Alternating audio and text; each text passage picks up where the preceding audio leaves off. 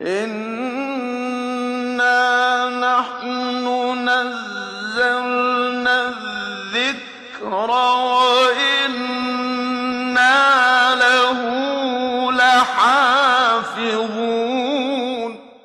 Qur'onni haqiqatan biz nozil qildik va cho'qim uni qo'g'daymiz.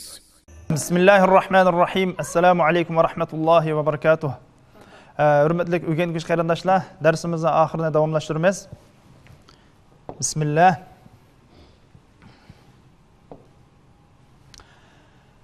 Hozirda so'zlamoqchi bo'lgan darsimiz qalqala. Ya'ni tavranma harflar. Arab tilida 5 tavranma harf bor. Bu harflar qof, to, ba, jim, dal.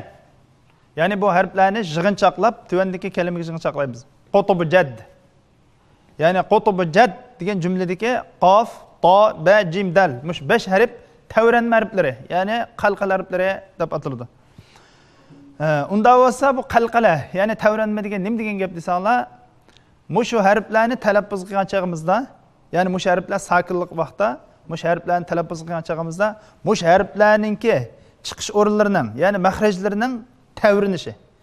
Ya'ni xuddi bir aks sada yongandek titirishi yoki tavrinishi qalqala deb ataladi. Ya'ni qalqala deganimiz harflarning mahrajlarining tavrinishi. Demak, qalqala harflari qaysi? Qalqala harflari, ya'ni tavranma harflari 5 harf. Qutubu jadd degan jumladagi qof, to, ba, jim, dal. Mush 5 harf.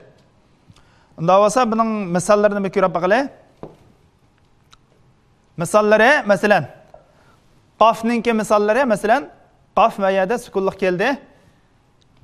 Aqbil, aqo, aqo, aqo. Demak, aqo deb bir aksada yongandek bir mahrajning tavrinishi mishada hosil bo'ladi. Mana shuni biz qalqala, ya'ni tavranma deymiz. Tavranma harflari 5, buniki har bir harfningki misollari mana tuvandikicha. Aqbil bimiqdari, masalan, bimiqdari, muqtadir, muqtadir, muqtadir. Masalan, to'ninki misoli shatara, shatara.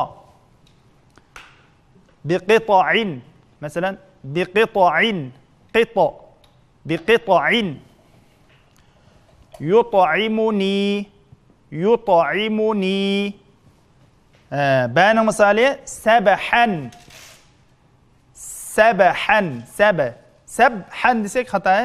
Shun qalqalasini chiqarib tavirtib, ya'ni sabahan, sabahan.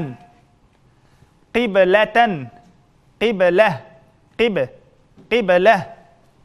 Yubdi'u, yubdi'u. Amda jimning misoli wajhika, wajhika. Ijlan, ijlan.